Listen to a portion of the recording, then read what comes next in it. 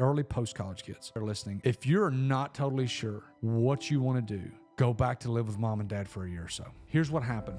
So I go back and I've got this money in the bank. I live with my dad. I had to pay the power bill, but I had a job working at the high school, making about $36,000 a year.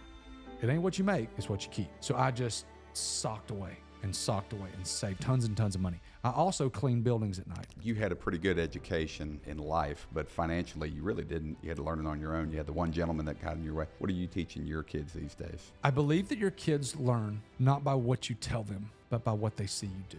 My 12-year-old loves the finances. He understands what a P&L is. He understands what profit margin is. What he does is he sits in the car with me and he listens to telephone conversations. Welcome back to Season 4 of Save Yourself Podcast, brought to you by Unlimit Wealth. Really excited today. Back again with my main man, Brad Lowe, my partner in crime, but really excited about our guest today, Thomas Cox. Man, former athlete, former coach, entrepreneur, real estate investor, good friend. And wait, I thought once you're an athlete, you're always an athlete. That's right. That's right. Former athlete. He's like a Marine. Come on, guys, get it straight. That's right. Current athlete, yeah. I aspired to look like you one day, buddy. Well, man, first off, Brad didn't get the notification. He should have shaved his head today. So he's I missed out. Yep. We can do that live. Strike one. Yeah. That would be a good podcast. That would be. Yeah. Well, man, we wanted to just hear about your story a little bit. First off, Thomas, let the viewers know who you are, where you came from. Start from the beginning, wherever you want to get started. Sure. So I'm a Birmingham guy, Bessemer, Hueytown area. My dad was a high school coach here, so I grew up in the thought process financially of retirement. So I get the retirement when your pension, all that. That's where I grew.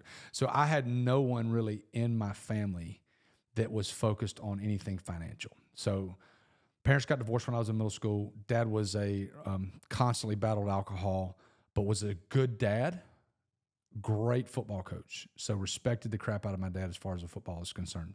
So most kids, when they're in high school, junior high school, and college, they say that, they don't really know what they want to be. I knew exactly what I was going to do when I was 6 years old. I was going to coach college football. So from the time I was 5 or 6, that's what I was going to do. So the only reason I went to school, I hated school. I was a 16, 17 ACT guy. 3-point, yeah, y'all laugh, go ahead, it's fine. I took it 3 times. Got in on probation. So 3.2 GPA guy, just kind of floated through school. Wasn't required to write an essay until I got to college. I mean, just typical athlete. I wasn't an idiot. Just lots of common sense, not much book sense, but knew that I was going to coach college football. So I went to college on a scholarship, played quarterback at UAB, loved it. My dad retired when I was in college and goes to Georgia, but simply because we needed money. He needed money. So he goes to Georgia and retires. And for the last 2 years of college, I was looking for a GA job because that's what you do when you want to go coach college football. So I went to go looking, but all the time through college, I was working parking cars and I was dollar cost averaging every month. So I just shut my eyes. I'd look at it every 6 months and it'd go up and it'd go down. I didn't care about it. It was not my money. And this was the guy that you gave $1,000 of graduation money to, and he said, "I need you to give me $25 a month for at a dollar least cost $25 a month." He said, "When you make more, give me more. If you make less, he said, but at least give me $25." He said, "You can afford $25 a month." I was like, "Yeah, I can do that. I can figure that out." So I was working through college. So I left college about $5,000 or $6,000 in the bank, but I'd went on super extravagant trips in college. Like I'm talking Aruba, Dominican, Bahamas. I mean, I was going ski. I was killing it because I had a scholarship check, but then I also made some money. I had tons of money. So I didn't get a college job, and then I go to Atlanta and live with my dad. So here's the thing that I want to. If there's college kids out there listening and early post college kids, if you're not totally sure what you want to do, go back to live with mom and dad for a year or so. Okay? Here's what happened. So I go back and I've got this money in the bank. I live with my dad. I had to pay the power bill. That's all I had to pay. But I had a job working at the high school, making about $36,000 a year. It ain't what you make, it's what you keep. So I just socked away and saved tons and tons of money. I also cleaned buildings at night with a guy that was in the high school who owned a cleaning business. So I'd work for $10 or $12 an hour. This is back in 2002. Did that. We cleaned public storage buildings all over Atlanta. So I'd work, 20 or 30 hours a week doing that. Made my $36,000 a year doing that. it was great. So I did that for 2 years. So I'd resigned myself that I was not going to coach in college. And so my wife at the time, Jackie, my wife now at the time, I was engaged to her. She was coaching college volleyball at West Alabama, middle of nowhere, Livingston. My daughter goes there. Give them hell, big L. That's what they used to say. So she was there. And so she had been given a job by the principal at the high school I was working at. And so we had resigned ourselves that we were going to be great high school coaches and just live life there. I'd already bought a home in Atlanta. Now, remember this is 2005, okay? So y'all understand what's coming. So I bought a house in 2005 in Atlanta before I'd been married. It wasn't built yet. So we get married in 2005. I'm getting off the plane for my honeymoon. The first person to call me is a guy named Todd Stroud. Let me go back. My dad hired Todd Stroud as the strength and conditioning coach and defensive coordinator when I was a senior in high school. The day of the first practice, Todd leaves for a $60,000 raise to go to the University of Memphis to be the strength coach there. Todd used to be the head football coach at Livingston. So, yeah. So the first call I get off the plane from my honeymoon is Todd. He says, hey, guy leaves in the middle of the night last night. I got a job up here if you want it at NC State University. So let's go back. I've got a full-time job, coaching, teaching. My wife's got a full-time job and has already been promised the head volleyball coaching job. She's certified science. So we're going to go to live life in Atlanta. So we go up to Raleigh and we're just tormented on what to do. We got this thing down here, but you're only going to make $14,000 a year being a GA, and Jackie didn't have a job. What do we do? What do we do? So on the way home in June, this is June in the middle of the summer at like 3 o'clock in the afternoon, my wife gets a call, and it's the lady from HR in Cobb County, Georgia. And she goes, hey, Miss Cox, we've got your information here. You've been hired. I need your praxis scores. And she says, well, I passed one section, but I didn't pass the other, and I'm taking it again in August. She goes, I'm sorry, ma'am, we can't hire you. So that was our sign to go there. So we go there and work and just absolutely love there. I worked 100 hours a week, making $14,000 a year. But I got the chance to work under a guy that'd been in the NFL, and I learned so much football in 2 years. I mean, it was unreal. And so made a lot of connections there and loved that. Get fired. All of us got fired. We get fired. I go to Tennessee Tech University, coach the receivers and offensive line there. So I'm living my dream, not making much money. We go to Cookeville, Tennessee. We love it. Small town USA. So we'd been in Atlanta, Birmingham, and Raleigh, all big cities. We go to Cookeville, it's 36,000 people. So I'm coaching college football there and loving it. Did that for 6 years. My wife's the head volleyball coach. Life's good. We got 2 kids. Things are great. I feel a pull on my heart to get out of coaching. Don't know why, and I know why now, but I quit. In essence, I quit without having a job. My boss walks in. I said, hey, I think I want to do something else. He says, what are you going to do? I was like, I don't know, but I just know this is not for me. So I go work at a church, from $60,000 a year to $35,000 a year, huge pay cut. 3 months after being there, my boss walks in and says, can you help me with a meal plan? So to back up a little bit, I'd gotten really involved with CrossFit when I was coaching. So I was on the front end of that uptick of how important that was. So I was just in that community. So I knew a lot about food and I knew a lot about fitness. So I started doing a meal plan for this guy. I was making $35,000 a year, being an associate pastor there, just kind of doing party planner for Jesus is what my sister called it. So I was doing that, and then he told a friend about it, and then he told a friend about it, and then he told a friend about it. And so I was doing meal plans for people. First year I made $8,000 doing meal plans. Took a huge pay cut, got 2 kids, made $8,000 the first year. The second year, my wife walks in about 10 o'clock one night. She puts her hand on my shoulder and she says, hey, Thomas, you're working coaching hours again. I'm like, no. Oh, yeah, I am. So I was coming home every day and doing these meal plans. So I started doing that. And halfway through the second year, I went part-time. So because I started working. At that point, it exploded. The meal plans. So this is back in 2012-ish. Okay. 12, 13. Still in Tennessee. 12 and 13, where nobody was doing meal plans. Yeah. Okay. But I was doing meal plans for people all over the world. I had thousands of clients in 27 different countries. Yes. No exaggeration. So had you started a website? How are you marketing this? I had a small website that I trained the audio visual guy, the guy behind the camera, on. I trained him. He gained 20 pounds of muscle. And he did a website for me. So I got a free website for training this dude.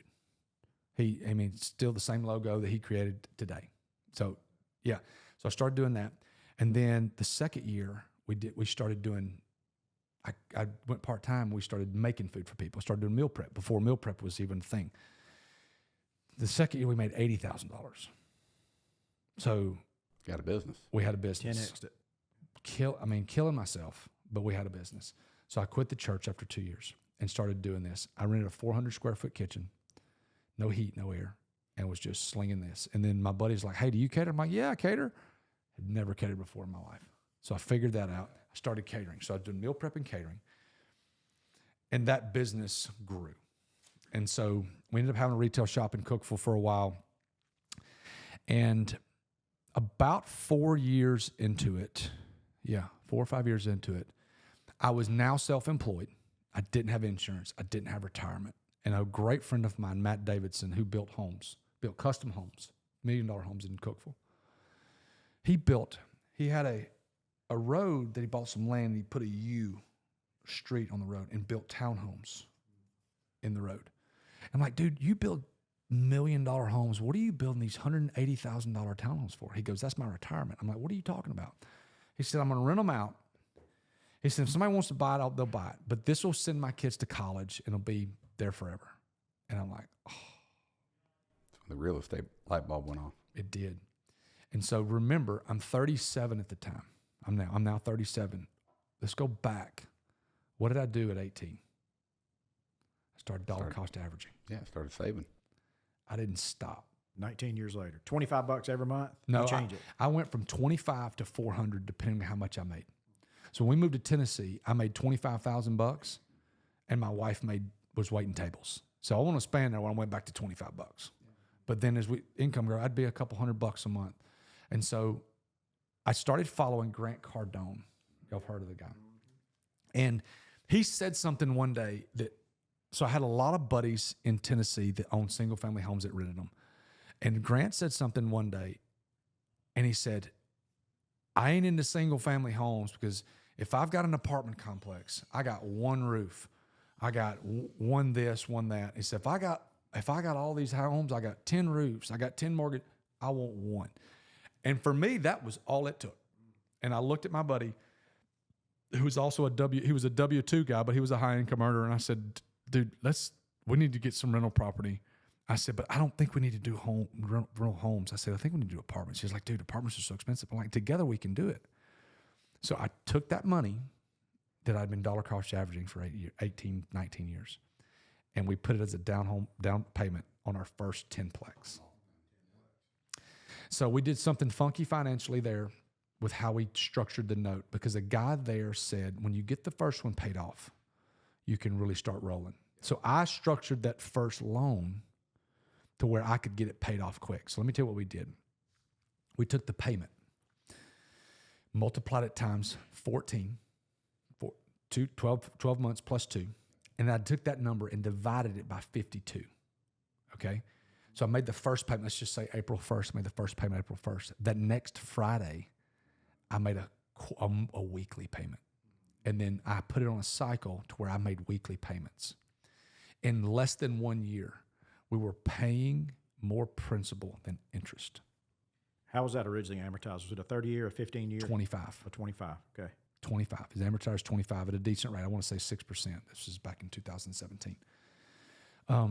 So we did that. We did that for 2 years, and we just had equity. Value went up, plus we were paying a crap ton down, and we were paying the interest. And when you pay weekly, you pay less interest, just a compounding thing. So we pulled $80,000 out of that home and bought up another place in Jacksonville, Alabama. So here we are. In 2 years, we've got 22 units, and we're just trying to snowball this thing. So we moved to Birmingham because I started doing the food for Highlands College. So I do the food for Highlands College now. On the meal, we don't do meal prep anymore. We do catering. And then in 2019, we started another company called Table and Time, where we do high-end catering. So that's the kind of now we've done a lot of stuff since then, but that's really the baseline version of me moving here and the start of the investing journey. So, man, what a story. Yeah. Well, we can go on and on about that. I want to hear, so you had a pretty good education in life, but financially you really didn't. You had to learn it on your own. You had the one gentleman that got in your way. Yeah. What are you teaching your kids these days? What are you doing with them? Similar stuff or? So I believe that your kids learn not by what you tell them, but by what they see you do. So I've got 3 kids. I've got an 8-year-old, a 12-year-old, and a 15-year-old at the time we're recording. And my 15-year-old daughter is not really into that stuff. She kind of is, but she kind of isn't. My 12-year-old loves it. He loves the finances. He understands what a P&L is. He understands what profit margin is. He understands if I ask of somebody what's the spread on this, he understands what those things mean at 12. But what he does is he sits in the car with me and he listens to telephone conversations. And what he does is I'll sit down and on the whiteboard, I got a whiteboard on my desk, and I'll just go over what these things are. And it's just a slow drip of information. And he asks questions. When he asks questions, I tell him. He asks about the apartments. He asks about the other businesses that we own. He understands IBC. So we had a meeting with Justin Kraft, who owns Nyland Associates, you guys work with another friend of mine who's a professional baseball player, and he just sat in the room. He just sits in the room. So if he gets 12% of what he hears, it's a freaking win. He started his own pressure washing business. So I teach my kids what we do. And I want them involved in conversations as I'm having them with whoever. He's probably heard a conversation with you and I on the phone in the car at some point. So that's really what I believe now. So we do instead of a 529, I'm not a 529 guy. We have a managed fund just for them. We go through Morgan Stanley. Mark Mellicard does our money, and he does a wonderful job. We have a managed fund for them that will contribute $2 cost average every month. But my daughter works for the park and keeps score for basketball games on the weekends. And my son has a pressure washing business, and he washes. And so what I told them is we start a checking account for them, and they can contribute to their managed fund. So they understand IBC, and we can get into that later. We understand IBC, but the next policies I'm going to start are the 3 policies for my 3 kids, my 15, my 12, and my 8-year-old. My goal is to teach them how to use that and how to use their managed fund in a way of access to capital and how to use capital. And the debt, and teaching them what good debt is and bad debt. Like my kids have both asked me in the last 6 weeks, hey, is this good debt or bad debt? Well, what do you think? Is a car good debt or bad debt, T? He goes, bad debt. I said, why is it bad debt? He said, because you're having to pay for it. I said, well, why are apartments good debt? He said, because all those people living in your apartments are paying for it. So there you go. So they start to understand that. So that's really the basis of what we teach. Yeah, and you mentioned the IBC, and I should know this, but when did you first learn about IBC? When did you? I just remember the day you came in with Justin and I. I mean, you're an inquisitive guy. You had a ton of questions. I'm a question asker. Yeah, about 3 pages, and we encouraged that. It was great, and we spent about an hour and a half. We did, line by line and going through each one. Yep. But where did you first? I was in a BNI group 5 or 6 years ago, and I had a guy that started talking about cash value life insurance, and I got a little bit of an education there. It didn't sit right, y'all.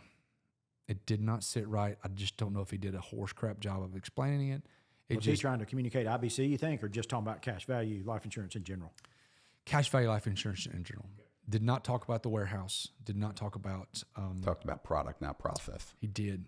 He did. It was a Northwestern guy. And it just did not register. And then I don't really remember. I got reconnected with Justin because Justin and I knew who Justin Kraft was, and Justin knew who I was simply because we barely crossed paths at UAB. So he was leaving UAB as I was getting there. And so I'd heard the lore of Justin Kraft as the football player, and he knew of me because he had watched when I played, but we'd really not gotten super connected. And then I don't really remember what happened, but we just got into financial conversations, and it came up, and I just was like, okay, and started asking questions. I read Becoming Your Own Banker by Nelson Nash, and then that's where the questions, he brought you into the conversation. That's where all the questions came from me, like on my Word document. So first of all, I'm super impressed by everything you've said, because so much of it's been around not only what can you learn, but what can you teach, right? You're trying to teach your kids. Everything's about education, what you've absorbed and what you've taught back. And I think we'll tie this in, like we're going to get this in a minute with IBC, but I think that is my mind why you probably latched on, because you want to understand. Nelson used to say, this is caught, not taught, talking about infinite banking. Well, for you to catch it, you got to be willing to do your own homework, which you did, and you're passing that along to your kids. Man, how far ahead your kids are going to be with against their peers is going to be light years. I'm a little scared of that though, Brad, because I got to be sure that they understand that it's all based off of hard work and education, as opposed to them having something given to them. And I mean light years because of what you've given them is wisdom and education. I don't mean what the financial gifts you're going to give them. And I hope, and you're totally right. I agree with you. I pray all the time that they're not spoiled kids, that they have an expectation and an entitlement. And I want to make sure that I'm teaching them that the things that they get are things that we've worked incredibly hard for. And you see so many problems with kids that are just entitled, bratty kids that don't want to work hard because of their dad or their mom or whatever. And I work so hard at that, y'all. I mean, it's a battle I fight every day, because we do 50 times better than my parents did. And we don't have crazy nice things because we don't spend tons of money on things, but we do. I mean, the places we've been, I didn't do that. I didn't start traveling until I got to college and do it myself. We went to Panama City. So, it is a constant thing that we're trying to, like right now, we're reading The Wealthy Gardener. Have y'all read that? I'm reading it right now. Have you read it? I've read clips of it. I hadn't read it cover to Y'all, cover. it's so good. So I'm reading it with my 12-year-old and my 15-year-old right now. That's fantastic. So it's a constant battle, and they get tired of it too. I mean, they make fun of me sometimes. Sure. Said I walked in one day and Jonna goes, I said, "What are y'all doing?" And she goes, we're listening to a podcast on how to be rich." And I go, "No, you're watching Survivor." And she goes, "Yep." That's good. That's great. Well, outside of entrepreneur, your businesses and investing, and you run a podcast yourself called Owner's Table. Yep. All right. And I believe the topics is the 3 F's in life. Help me out? Family, finances, Fitness, fitness too. Food, fitness. Yep. Okay. I'd also add, from We listening do. to it. We talk a lot about food. Believe it or not, I got the name wrong, but I do listen to it quite a bit. And I mean, you got a lot of faith in there too. We do. Yep. So it's the 6 F's. Okay. Yeah, that's right. Exactly. yeah. Yep. So you need to expound. What is that? Where'd you get into that? Is that just your education? You just want to teach and. The total honest answer is I want to build a network and build some expertise in these areas, because I don't know what life is going to be like in 10 or 15 years.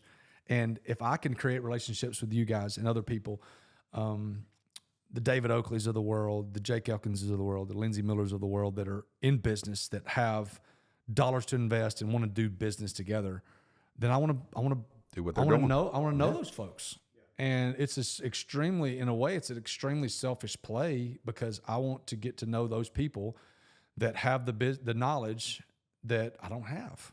And if I can sit down with them for an hour and ask questions, because like I said, I'm a question asker, then I want to know more about them. And we've had people that have owned auction companies, to real estate people, to guys that own wrestling gym. I mean, we've had David Oakley, who owns a real estate conglomerate here in Birmingham that has places all over the country.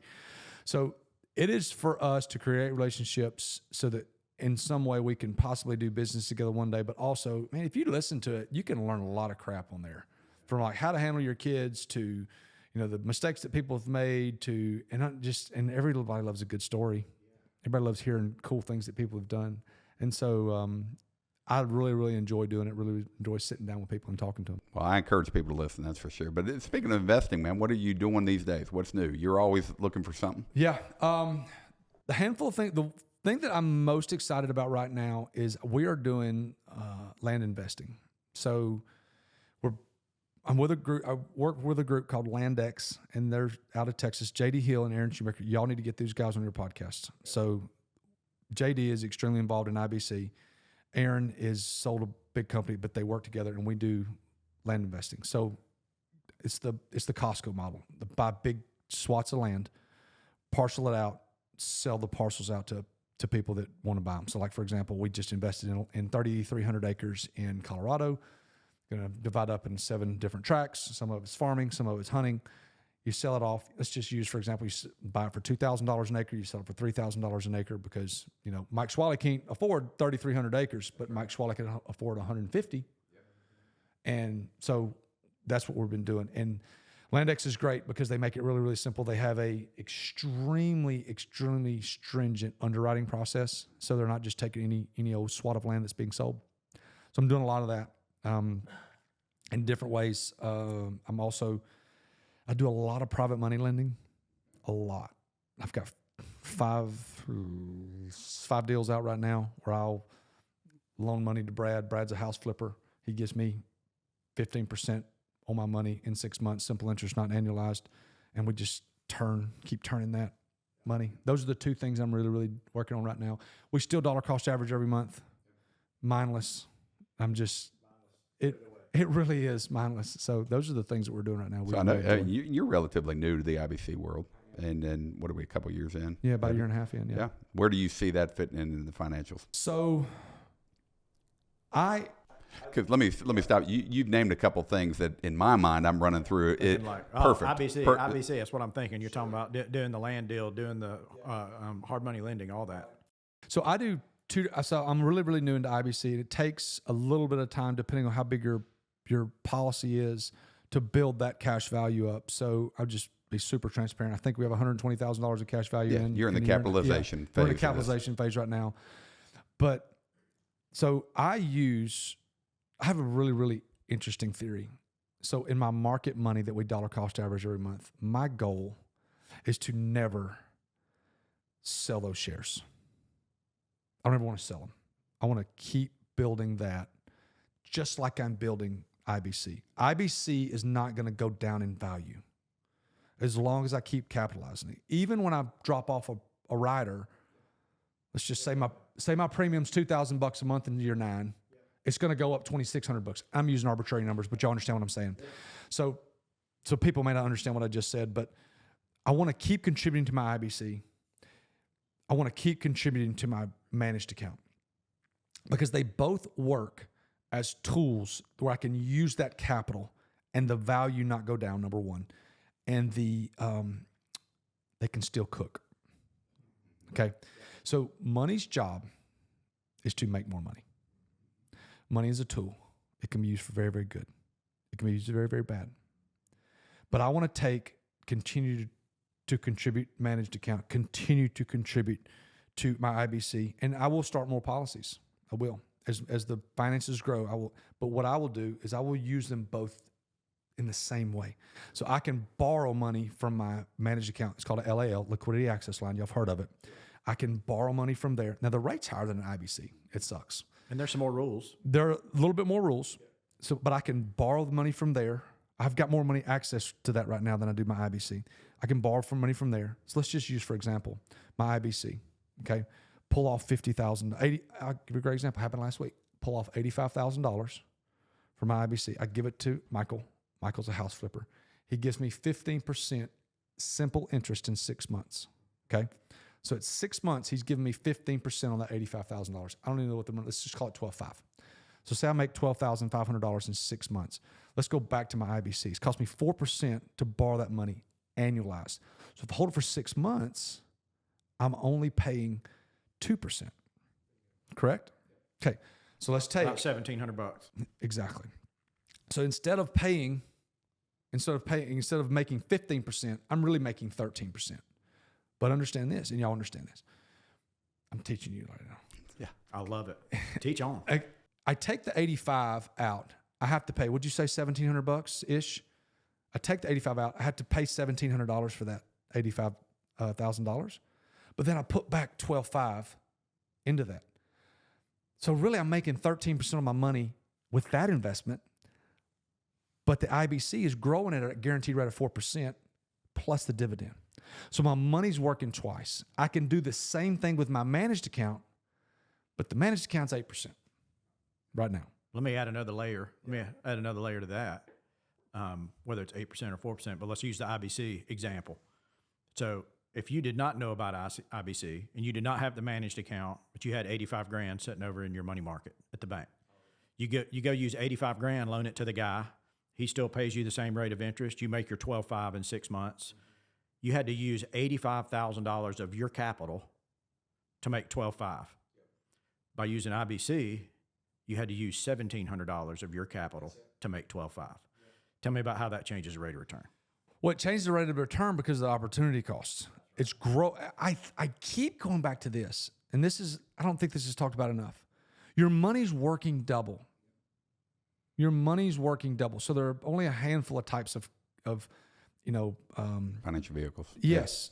And if I can get that thing to work over here and work over there, so let's really break down the cost. Let's take 100 because it's easy math instead of 85. So say I'll loan $100,000 out for 6 months. I have to pay $2,000 for that. Okay, I make $15,000, so really I'm making $13,000.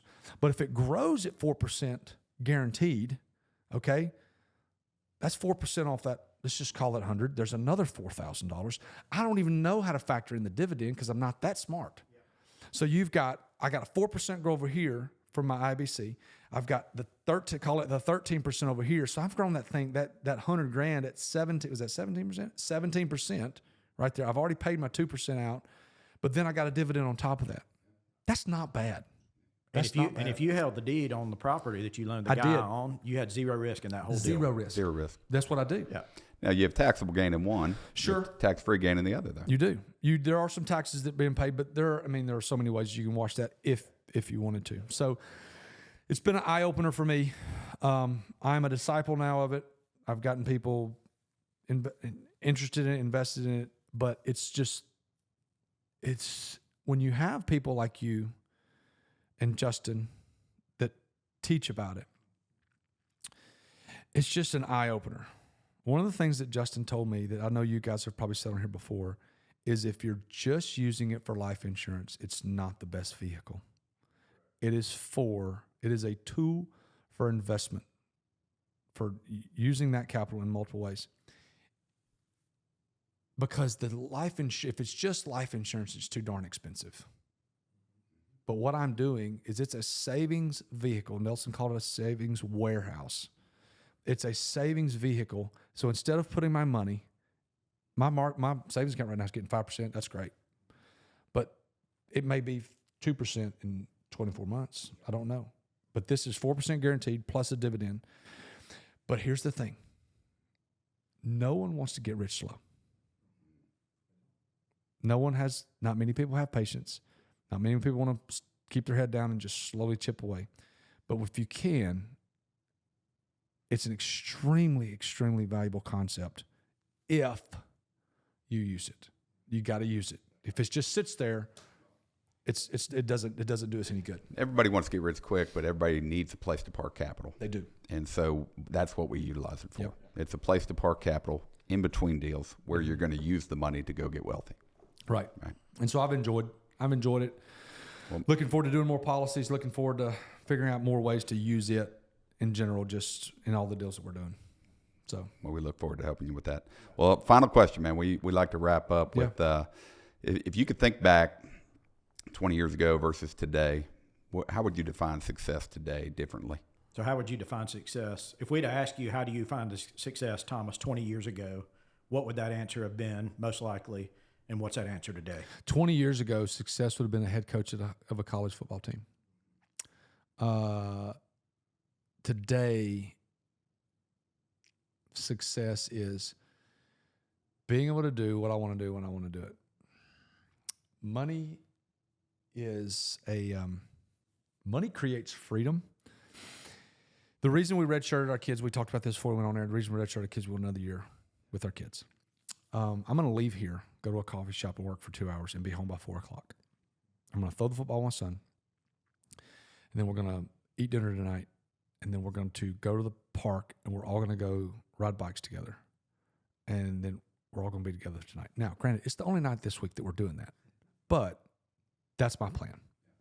I own 4 businesses, 5 businesses, and I've got the freedom to be able to do that. I love that. Now, I could probably make more money, But what we've done is I've hired people that can take care and do things that I don't have to do all the time. In turn, that gives me more freedom.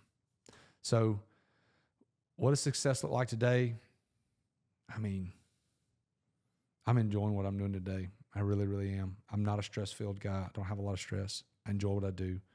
I enjoy doing stuff like this. And I left my office at 12:30 today to come hang out with y'all. It's not bad for a guy that owns 5 businesses. Good day. So, Thomas, thank you. It's been a Thank you. pleasure. yes, sir. Been I've great. enjoyed it. Thank you. Appreciate you. Yep.